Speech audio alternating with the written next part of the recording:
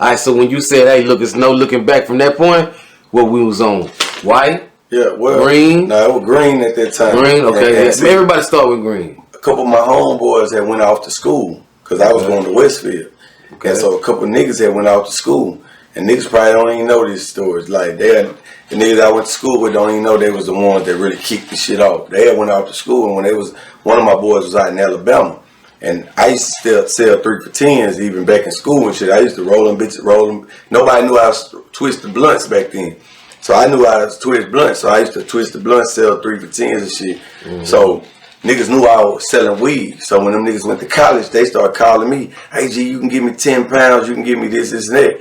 And I remember the clear Air Force Ones that just came out. And my Mexican partner, I knew. I was like, man, these niggas coming to town, you can get 10 pounds. And they were like, the nigga was like, yeah. So them niggas drove all the way from Alabama. I think they gave me like an extra $200 on each one. So I think I had about $2,000, man. At that time, 2,000 was like 15,000 today. You know what I'm saying? Because 2,000, shit was cheap back then. And I remember them clear Air Force Ones came out. My nigga, I went and bought them clear Air Force Ones, my nigga. We were drinking that Hennessy. I bought me a bottle of Hennessy, my nigga. And I'll tell you, when I went back home, my nigga, there was nothing nobody could tell me. I knew what I was doing for the rest of my life. Or at least I knew what was going to change my life at that point. And that's how it all started. And that's crazy, too, because when I look at Boston George, one thing about Boston George is that he might, you know what I'm saying, he might be top-notch in the game, but he might not always be on the scene. But when it comes time to celebrate, nobody celebrate like Boston George. Well, it's just a lot of years of making money. It's a lot of years of being successful. A lot of niggas don't understand that. So I watch niggas they'll go get the car that they see me driving and be thinking we the same. No, nigga, I own mine. You know what I'm saying? I got titles for everything that I ever buy. And I got that from Slim. Slim told me that a long time ago. But anything I got, I can sell. You feel what I'm saying? So it just be like, when it's time to party, nigga, it's like all the shit that I've been through, all the things that all the niggas I done lost to either jail or hate or death. Man, when it's time to celebrate, nigga, it's time to go, man. It's time to go. For sure. Yeah.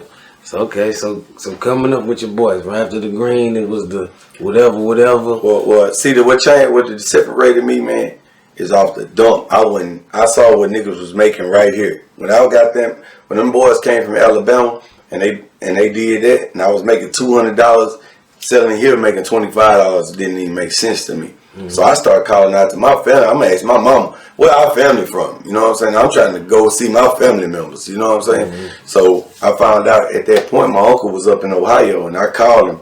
This nigga tell me, oh, nephew, if you get here, I got you. I never forget.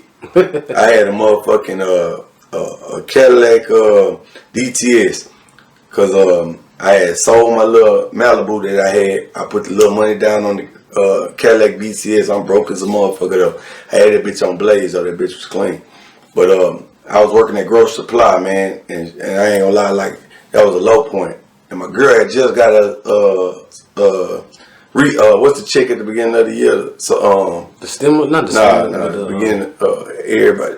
Tax shit? Yeah, tax. The tax shit. Income tax. Yeah, everybody had just got their income tax. So my girl had $3,000 because I had just had my daughter. And man, my uncle told me, man, if you get down here, we good, man. I took that car, that $3,000, and gave it to my Mexican partner. He gave me a block, a whole block of grass. Me and my little partner, Bo, I told that nigga, I was like, hey, homie, shit, if you tired of being broke, I'm tired of being broke, man. I say you know what I'm saying? I got a little play for us. He was down with me. I threw that shit in his trunk. It's so crazy because we wrapped that shit in mayonnaise and mustard and had all type of wrap on the nigga. The whole motherfucking house my apartment was stinking. Mayonnaise and mustard? Well, I had wrapped it with the saran, came with the mayonnaise and mustard, put the dry sheets on it. That's to keep the smell off. Just to keep the smell off. Okay. Throw that shit in his trunk. Boom. We right around the corner from here on Mills Road. Boom. We hit that AutoZone right there. He hit the curb when he turned in the AutoZone. I'm behind him. I'm like, damn, bro. What's going on? Man, I can still smell it. He nervous in the motherfucker. We walk in AutoZone. I get a bunch of them air fresheners. I throw it in the car, all them little tree air fresheners.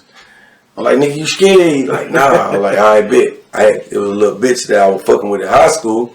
I ain't even had no money to make it. I told him, hey, if you can get your mama credit card to get us up there, I got you. I'm going to take a shot. And boom. She got her mama credit card. Boom, we hit the road. We get up to Akron, Ohio, nigga. Mind you, I'm 18 years old. That's correct. I don't know nothing about Akron, Ohio. I don't never been there, nothing. I'm talking about we driving all the way there. Like we ain't even got nothing illegal because we too dumb to know what we had going on. We get up there, man, my uncle staying in the projects. Project, like a mother. So I'm sitting there like, what the fuck? We done got down here and he high. He's looking at me, nephew, I see you right now with a ponytail to the side, nigga. I'm like, nigga, what? Nigga, we out this bitch. I'm thinking, you know, I remember the uncle from when I was a young nigga. Right. With the suede shirts driving back to back in them Lincolns. I don't know this one. So, man, he was fucking with a lady. She was dancing, but she was a real cool motherfucker. She called a nigga, we burn off. Boom, we come back. He give me, I stayed in the car the whole time. He give me my uncle come in there, throw the money on the floor. Told you, nigga, I do this, nigga. I counted this like 1,800.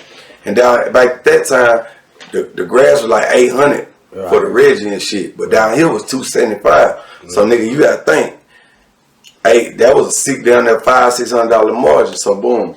My uncle give me the money. I'm like, where the rest? He had took like 4 pounds. So the nigga was like, nigga, I told you, nigga. He all fucked up, but luckily the nigga came back. The nigga played for the Eagles, matter of fact. Nigga like, hey, you know, I'm gonna be honest with you, man.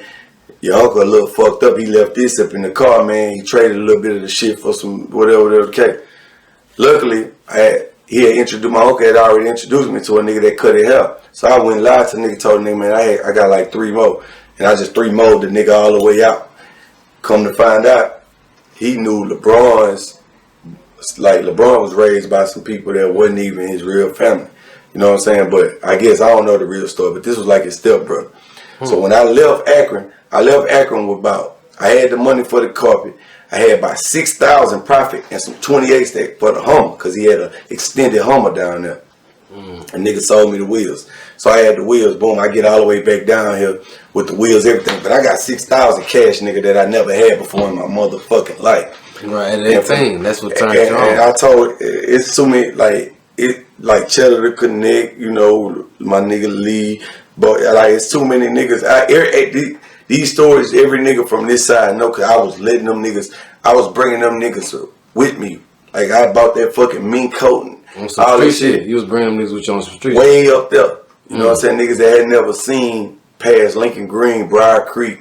You know what I'm saying? Shit like that. So, you know what I'm saying? When I start getting that out of town money, that's what the difference between me and any of the rest of these niggas that doing this shit. Because they was cool with getting that local money. That was the difference between my money and theirs. That's what's up, man. That's what's up. Coming from Hustle Town. Yes, sir. Yeah, man. All right, now people, what you saying? So.